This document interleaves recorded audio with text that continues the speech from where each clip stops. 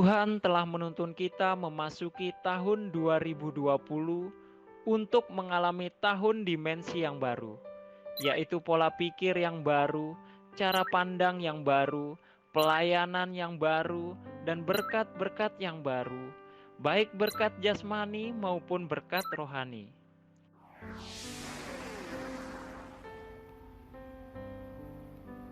Sebelum kita memulai ibadah, mari bersama-sama kita berkatakan dengan iman Mazmur 91 sebagai doa kita.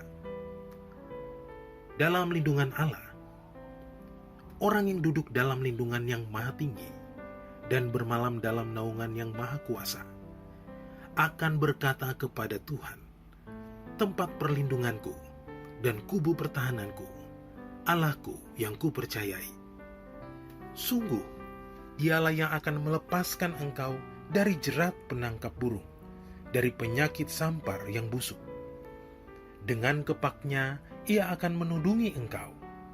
Di bawah sayapnya, engkau akan berlindung. Kesetiaannya ialah perisai dan pagar tembok.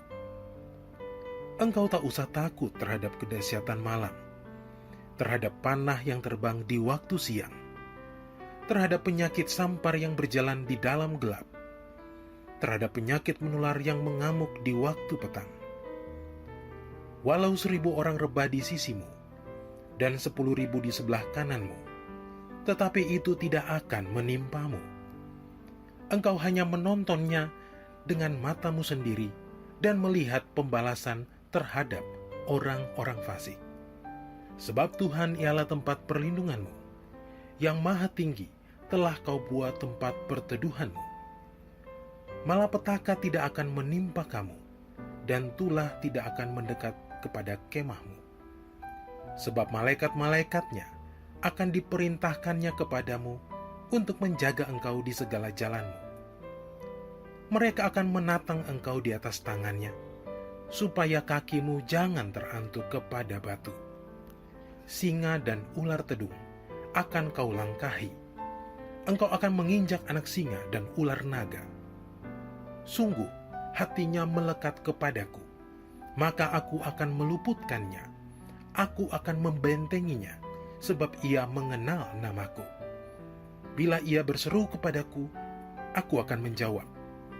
Aku akan menyertai dia dalam kesesakan. Aku akan meluputkannya dan memuliakannya. Dengan panjang umur akan kukenyangkan dia, dan akan kuperlihatkan kepadanya keselamatan daripadaku.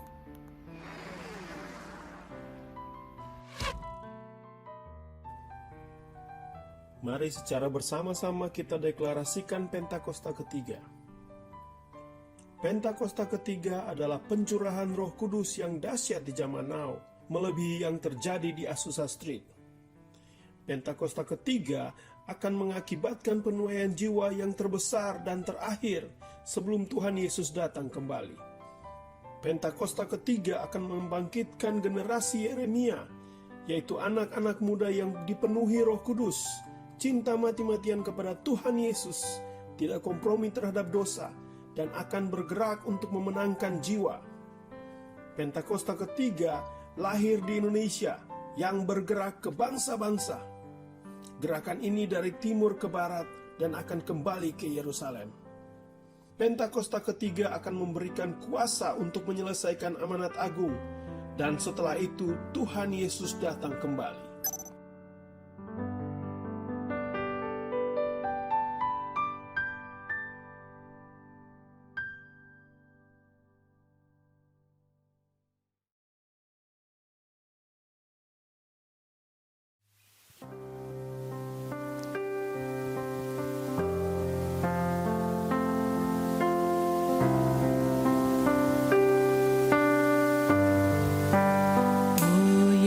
Yesusku, Yesusku, Engkaulah Raja Damai, Raja Damai. Kau turun ke dunia, selamatkan manusia. Oh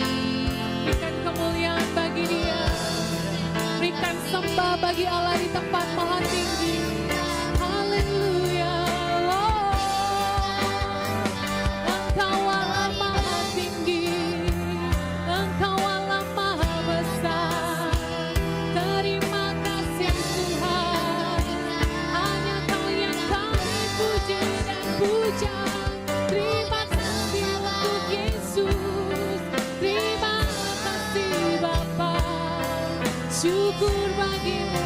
Mari sembah Dia, mari muliakan Dia, mari bersyukur karena Yesus yang lahir bagi kita hari ini. Haleluya, haleluya. Raba syakaralaba, kiralaba ralaba yaralaba yaralaba yaralaba yaralaba. Haleluya. Seluruh dunia memuji-Mu, seluruh dunia bersuka karena kehadiran-Mu, oh Raja Damai. Yesus Tuhan, kiralaba yaralaba yaralaba, kiralaba ralaba yaralaba ralaba ralaba yaralaba ralaba yaralaba. Kelahiran-Mu menyelamatkan kami, kehadiran-Mu menyelamatkan kami Tuhan. Oh Rabba Shikiralaba ralaba, kiralaba dakaralaba yaralaba shikiralaba ralaba yaralaba yaralaba yaralaba shikiralaba.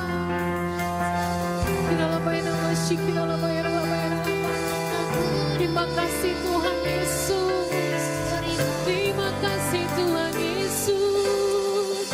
Tiada kata yang dapat kami ucapkan selain terima kasih Bapa, terima kasih Tuhan.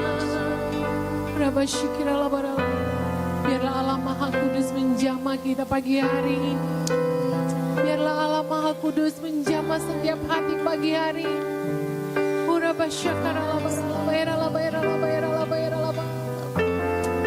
Yesus, terima kasih Tuhan. Kami menyambut Engkau dalam rumah kami. Kami menyambut Engkau dalam hati kami. Kami menyembah Engkau, kami meninggikan Engkau. Terima kasih Tuhan Yesus. Terima kasih Tuhan.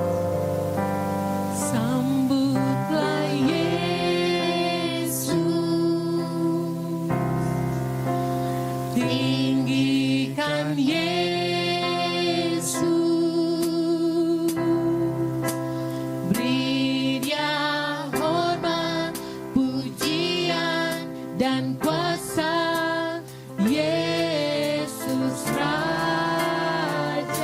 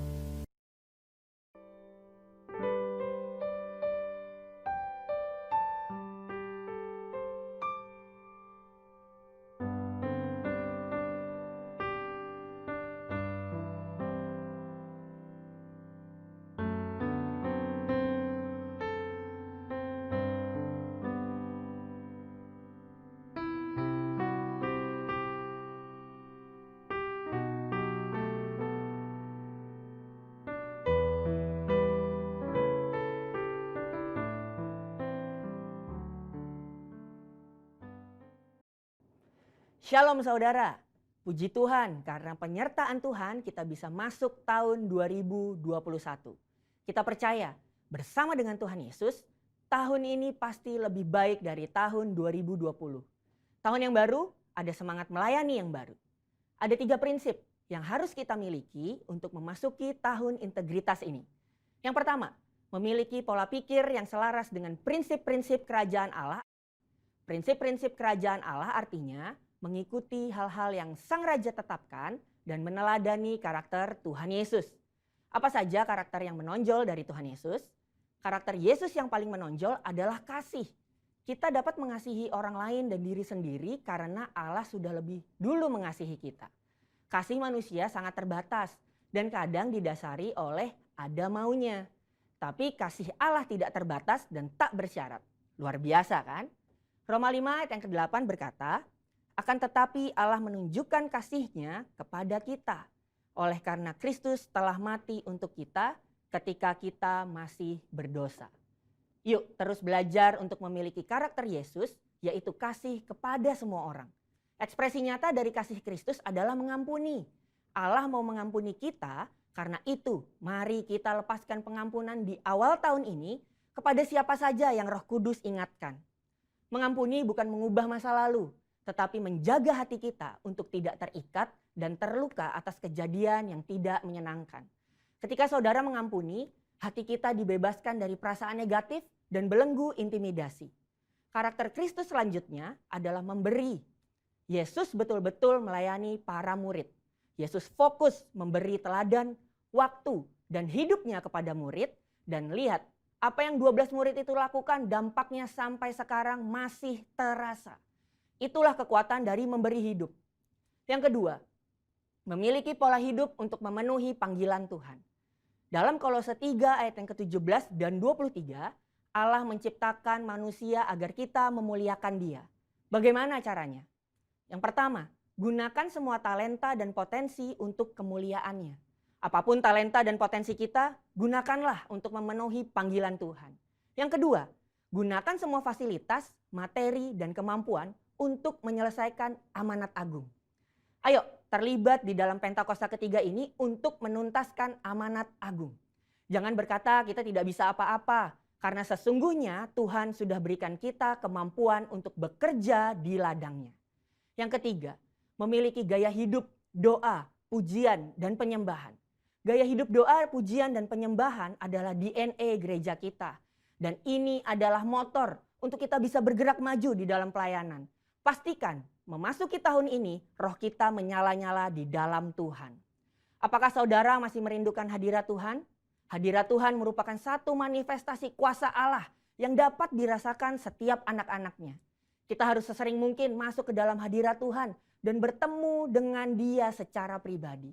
Karena di dalam hadiratnya ada kelepasan, kekuatan, pemulihan, dan kesembuhan. Apakah saudara masih merindukan pengurapan dari Tuhan? Pengurapan adalah kemampuan ilahi yang memampukan kita untuk melayani Tuhan.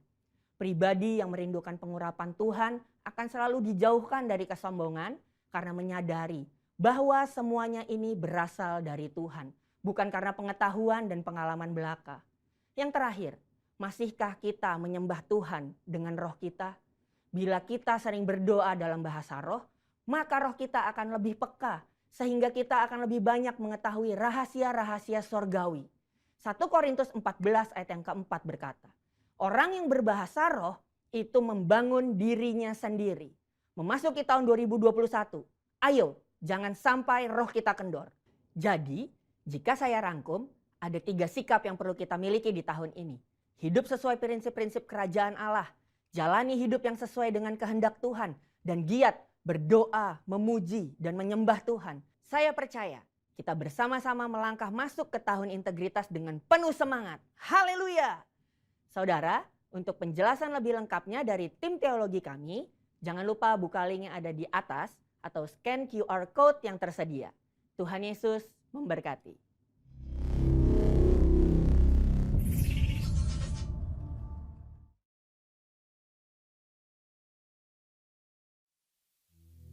Shalom semuanya.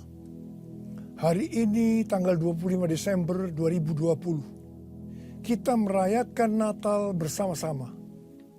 Saya akan mengajak saudara untuk membaca dari Yesaya pasal 9 ayat yang kelima. Mari kita baca. Sebab seorang anak telah lahir untuk kita. Seorang putra telah diberikan untuk kita. Lambang pemerintahan ada di atas bahunya. Dan namanya disebutkan orang Penasehat Ajaib, Allah yang perkasa, Bapa yang kekal, Raja Damai. Ayat ini menubuatkan kelahiran Yesus Sang Mesias. Tema Natal untuk tahun 2020 adalah lahirnya Yesus Sang Mesias. Kisah Para Rasul 4 ayat 12 berkata bahwa keselamatan tidak ada di dalam siapapun juga selain di dalam Dia. Sebab di bawah kolong langit ini tidak adalah nama lain yang diberikan kepada manusia yang olehnya kita dapat diselamatkan. Hanya di dalam nama Tuhan Yesus Kristus. Yesus Kristus adalah Allah yang menjelma menjadi manusia. Yesus adalah Mesias yang artinya juru selamat. Kata Mesias hanya dipakai untuk Allah, tidak pernah dipakai untuk manusia atau pekerjaannya. Yesaya mencatat 4 nama yang menandai tugas Yesus sebagai Mesias. Yang pertama, penasehat yang ajaib. Sebagai penasehat, maka Tuhan Yesus akan menyingkapkan rencana keselamatan yang sempurna dan akan menunjukkan kepada kita jalan untuk mendapatkan hidup yang kekal. Yang kedua, Allah yang perkasa. Di dalam Yesus selaku Mesias, seluruh kepenuhan kealahan akan berdiam secara jasmani. Sebab Yesus adalah Allah yang menjelma menjadi manusia. Yang ketiga, Bapa yang kekal. Yesus datang bukan hanya untuk memperkenalkan Bapa surgawi, tetapi ia juga akan bertindak sebagai Bapa kepada umatnya secara kekal. Ia penuh belas kasihan. Ia mengasihi, melindungi, dan menyediakan kebutuhan anak-anaknya. Yang keempat, Raja Damai. Yesus disebut Raja Damai karena hanya Tuhan Yesus yang bisa mendamaikan manusia dengan Allah. Mengapa manusia harus didamaikan dengan Allah? Sebab Alkitab katakan, semua orang telah berbuat dosa dan telah kehilangan kemuliaan Allah. Dosa membuat kita menjadi setru Allah. Upah dosa adalah maut, mati kekal selama-lamanya, tempatnya di neraka. Bagaimana Tuhan Yesus mendamaikan manusia dengan Allah? Alkitab berkata dalam 2 Korintus 5 ayat 21, Dia yang tidak mengenal dosa telah dibuatnya menjadi dosa oleh karena kita, supaya dalam Dia kita dibenarkan oleh Allah. Tuhan Yesus yang tidak mengenal dosa dijadikan dosa oleh karena kita. Artinya Tuhan Yesus harus mati menggantikan kita. Kita yang sebenarnya harus mati, tetapi Tuhan Yesus menggantikan kita. Supaya setiap orang yang percaya kepada Tuhan Yesus dibenarkan oleh Allah. Artinya didamaikan dengan Allah. Tuhan Yesus sebagai Raja Damai juga akan memberikan kepada kita damai sejahtera yang berlimpah-limpah. Ini yang sangat kita perlukan pada masa pandemi COVID-19 ini. Yesaya 48 ayat 18 berkata, Sekiranya engkau memperhatikan perintah-perintahku, maka damai sejahteramu akan seperti sungai yang tidak pernah kering. Dan kebahagiaanmu akan terus berlimpah seperti gelombang-gelombang laut yang tidak pernah berhenti. Jadi, kunci untuk mendapatkan damai sejahtera yang berlimpah-limpah yang Tuhan Yesus sediakan adalah memperhatikan perintah Tuhan. Hidup menurut kehendak Tuhan. Karena itu, baca Alkitab setiap hari. Renungkan, lakukan, dan saksikan.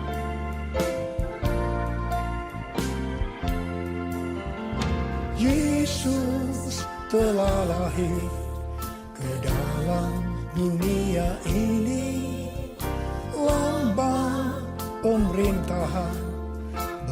ada di bahunya. Namanya Penasehat Ajaib, Allah yang perkasa, Bapa yang kekal, Raja damai. Semua manusia pujilah dan sembah Dia, glory bagi Dia. Haleluya, amin. Haleluya, amin. Haleluya, amin.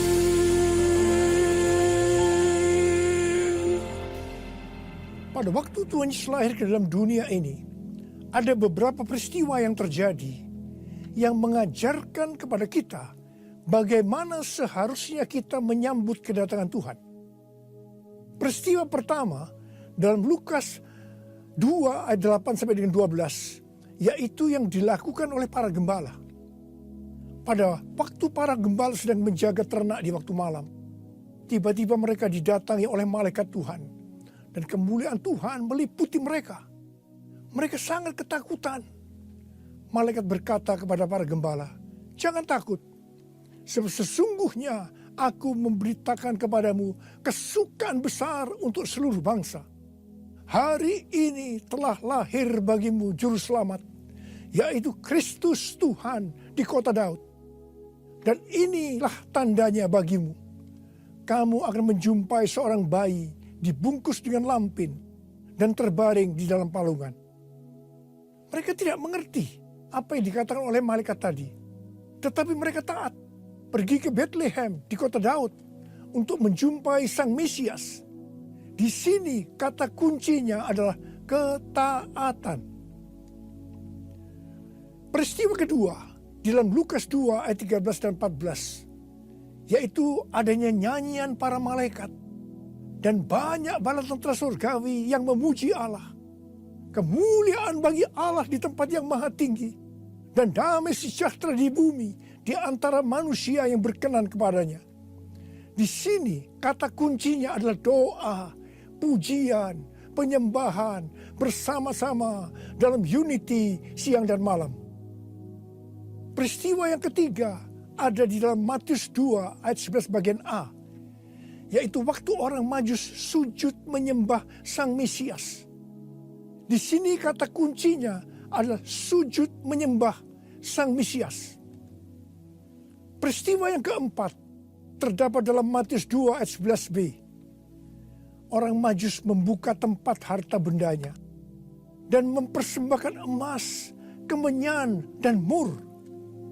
Di sini kata kuncinya adalah mempersembahkan emas, kemenyan, dan mur.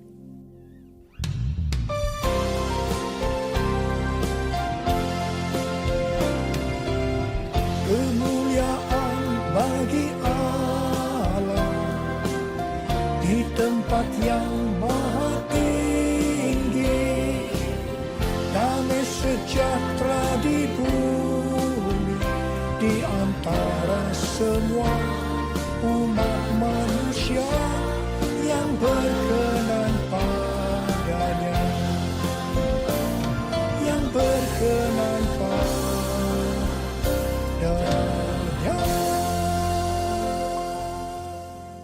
Karena Natal berbicara tentang kedatangan Tuhan Yesus yang pertama ke dalam dunia ini, maka hari-hari ini kita sedang menunggu kedatangan Tuhan Yesus yang kedua kalinya. Sesuai dengan 4 peristiwa yang terjadi pada waktu menyambut kedatangan Tuhan Yesus yang pertama, maka ada 4 hal yang harus kita lakukan untuk menyambut kedatangan Tuhan Yesus yang kedua kali. Yang pertama adalah ketaatan. Yang kedua, doa, pujian, penyembahan bersama-sama dalam unity siang dan malam. Yang ketiga, sujud menyembah Tuhan Yesus. Dan yang keempat, mempersembahkan emas, kemenyan, dan mur. Mari, sekarang kita akan melihat penjelasannya satu persatu. Yang pertama, tentang ketaatan. Tuhan Yesus memberitahukan kepada kita bahwa kedatangannya yang kedua kali akan terjadi setelah Injil Kerajaan diberitakan di seluruh dunia, menjadi kesaksian bagi semua bangsa. Karena itu bagi kita yang merindukan kedatangannya, kita pasti sungguh-sungguh untuk menyelesaikan amanat agung Tuhan Yesus. Pentakosta ketiga akan memberikan kepada kita kuasa untuk menyelesaikan amanat agung Tuhan Yesus. Menurut kalender Ibrani, kita sedang memasuki tahun 5781 yang disebut dengan tahun P Alef, yang artinya 81. Angka 80 atau P menggambarkan mulut. Dan angka 1, Alef, itu merupakan permulaan yang baru. Yohanes 1 ayat 1 berkata, pada mulanya adalah firman. Firman itu bersama-sama dengan Allah. Dan firman itu adalah Allah. Di sini kita diingatkan bahwa untuk menyambut kedatangan Tuhan Yesus yang kedua kalinya, kita harus hati-hati dengan mulut kita. Harus hati-hati dengan perkataan kita. Termasuk menuliskan kata-kata di media sosial. Diingatkan bahwa mulut bukan digunakan untuk gosip, untuk menjelekkan orang lain, untuk menghakimi orang lain, kata-kata kotor, hoax. Tapi biarlah yang keluar dari mulut ini, biarlah perkataan kita adalah firman Tuhan. Di dalam Matius 12 ayat 36 dan 37, Tuhan Yesus berkata kepada kita bahwa setiap kata sia-sia yang diucapkan orang harus dipertanggungjawabkannya di hari penghakiman. Karena menurut ucapanmu engkau akan dibenarkan, dan menurut ucapanmu pula engkau akan dihukum. Karena itu, hati-hati dengan ucapanmu, hati-hati dengan perkataanmu, hati-hati dengan apa yang kau tulis di medsos. Yang kedua, doa, pujian, penyembahan bersama-sama dalam unity siang dan malam. Ini berbicara tentang restorasi Pondok Daud. Ini berbicara tentang menara doa. Ini berbicara tentang keintiman dengan Tuhan. Orang yang hidupnya intim dengan Tuhan pasti merindukan kedatangan Tuhan. Sesuai dengan 2 Timotius 4 ayat 8. Maka orang yang merindukan kedatangannya akan mendapatkan mahkota kebenaran. Ada berapa banyak yang merindukan mahkota kebenaran? Angkat tangan saudara. Yang ketiga, sujud menyembah Tuhan Yesus. Sujud menyembah Tuhan Yesus artinya dengan segenap hidup kita melakukan segala kehendak Tuhan. Jadi segala sesuatu yang kita lakukan, kalau itu menyenangkan hatinya Tuhan, itu artinya kita sujud menyembah Tuhan. Kisah Para Rasul 13:22 berkata bahwa tentang Daud Allah telah menyatakan, aku telah mendapatkan Daud bin Isai, seorang yang berkenan di hatiku dan yang melakukan segala kehendakku. Daud adalah seorang yang berkenan di hati Tuhan karena Daud melakukan segala kehendak Tuhan pada zamannya. Itu artinya Daud sujud menyembah Tuhan. Saya selalu merindukan Tuhan berkata kepada saya, aku telah menemukan Niko bin Noto Raharjo, orang yang berkenan di hatiku dan melakukan kehendakku. Apakah saudara merindukan hal yang sama seperti apa yang saya rindukan? Yesus, kau ku sembah, Yesus, kau ku sembah. Saat yang indah ini kau ku sembah, pujian ku naikkan dan kasih ku berikan. Yesus Tuhan mulia, Engkau aku sembah. Yesus Tuhan mulia, Engkau aku sembah. Yesus Tuhan mulia, Engkau aku sembah.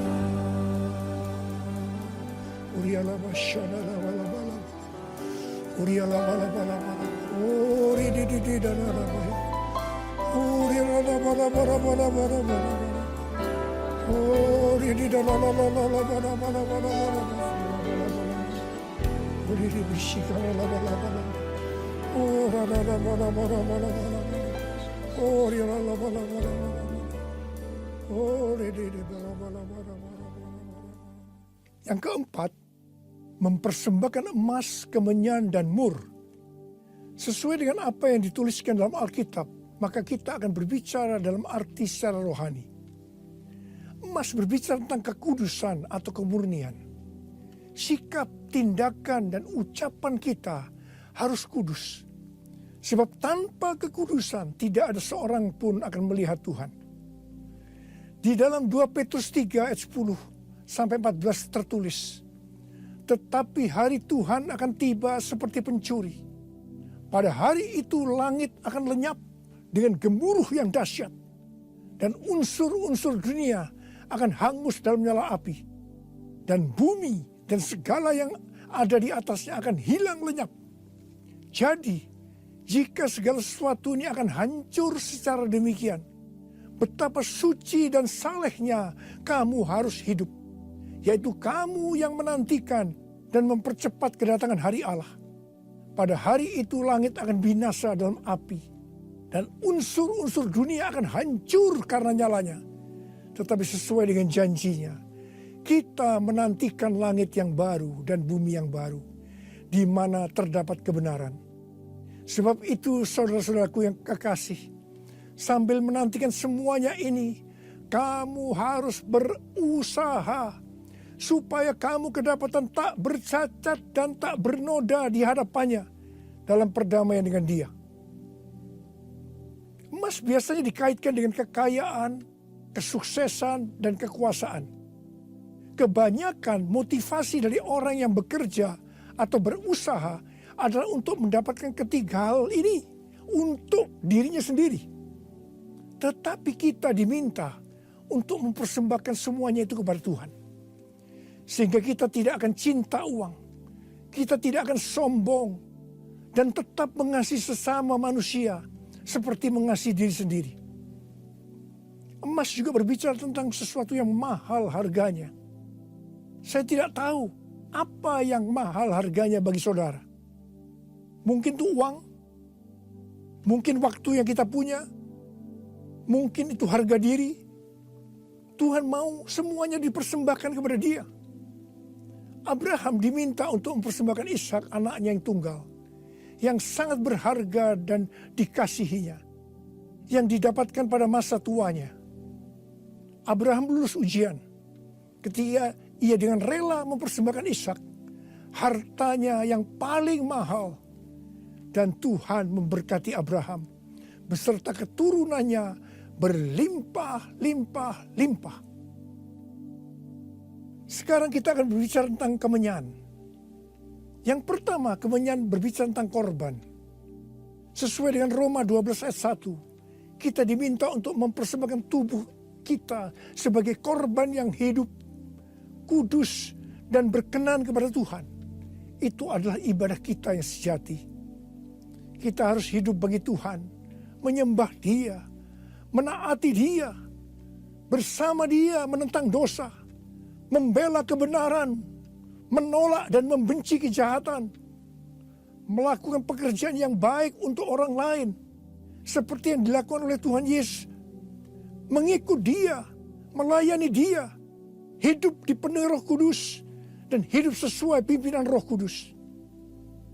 Hidup kudus dan berkenan kepada Tuhan, itu artinya kita harus memisahkan diri dari dunia dan makin intim dengan Dia.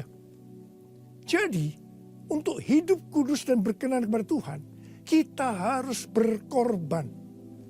Korban itu sesuatu yang menyakitkan bagi kedagingan kita. Tidak benar kalau menjadi orang Kristen yang santai, bisa berbuat apa saja dan tetap masuk surga. Yang kedua, kemenyan berbicara tentang persembahan yang menyenangkan hatinya Tuhan. Yang ketiga, kemenyan berbicara tentang doa. Doa yang dilakukan setiap waktu dalam roh dengan tidak putus-putusnya untuk orang kudus. Ini merupakan senjata Allah untuk melawan tipu muslihat iblis. Hari-hari ini kita sedang memasuki masa peperangan rohani yang dahsyat untuk merebut jiwa-jiwa dari tangan si iblis. Sekarang kita akan berbicara tentang mur. Mur berasal dari bahasa Ibrani mor dan bahasa Yunani smurna yang artinya pahit. Ibrani 12 ayat 15 berkata, jagalah supaya jangan ada seorang pun menjauhkan diri dari kasih karunia Allah, agar jangan tumbuh akar yang pahit yang menimbulkan kerusuhan dan yang mencemarkan banyak orang. Jangan sampai mempunyai akar pahit. Ingat Amsal 4 ayat 23 yang berkata, jagalah hatimu dengan segala kewaspadaan, karena dari situlah terpancar kehidupan. Ingat, kita mau hidup kekal selama-lamanya atau mati kekal selama-lamanya tergantung pada hati kita. Kalau hati kita kotor oleh akar pahit, maka akan mati kekal selama-lamanya. Kalau mulai muncul akar pahit, cepat datang ke hadapan Tuhan Yesus. Serahkan itu, bertobat, minta ampun. Karena selama ini menjauhkan diri dari kasih karunia Allah, maka engkau akan selamat. Mur juga berbicara tentang pengurapan. Salah satu bahan untuk membuat minyak urapan adalah mur. Pengurapan yang diberikan oleh Tuhan kepada kita harus dikembalikan kepada Tuhan. Bukan untuk popularitas, mencari kekayaan, atau kepentingan-kepentingan lainnya. Sekali lagi, saya akan mengingatkan saudara bahwa kedatangan Tuhan Yesus sudah sangat-sangat dekat. Mari kita mempersiapkan diri kita untuk menyambut kedatangannya dengan melakukan 4 hal tadi. Selamat Hari Natal 2020. Tuhan Yesus memberkati saudara berlimpah, limpah, limpah.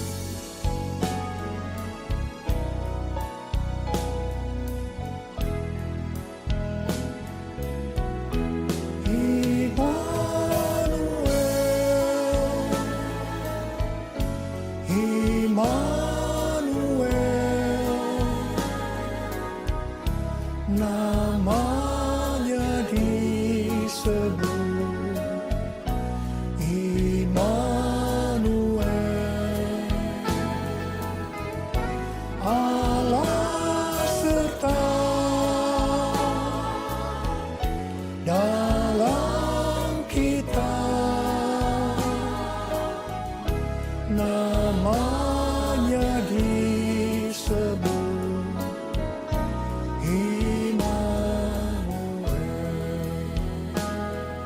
tangan kita, sembah Dia.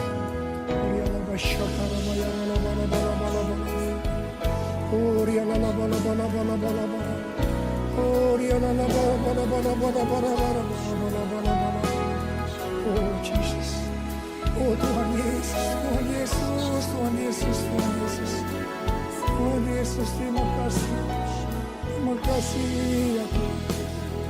Oh Rabbasharalabalabala, Engkau menyertai kami sampai dengan akhir tahun ini Tuhan. Engkau menyertai kami ya Tuhan. Kalau kami ada sebagaimana kami ada saat ini, semua karena kemurahan Tuhan. Karena Engkau menyertai kami. Oh Tuhan, terima kasih, terima kasih. Hamba berdoa Tuhan. Hamba berdoa untuk anak-anakmu sebentar lagi akan memasuki tahun yang baru. Berkat-Mu melimpah buat mereka ya Tuhan. Di tengah-tengah pandemi COVID-19 ini Tuhan. Terima kasih yang berdoa, tidak ada yang sakit ya Tuhan.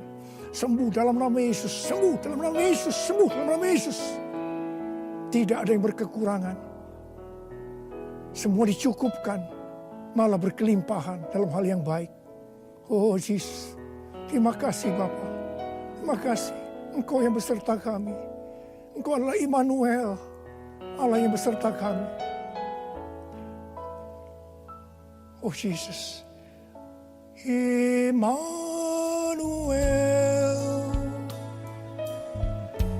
Immanuel, namanya disebut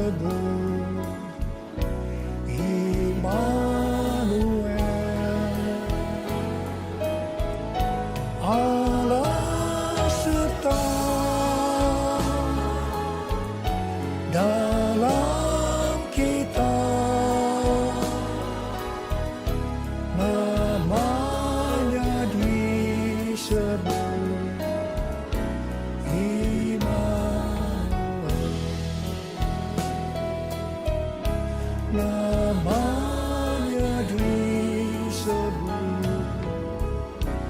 Immanuel.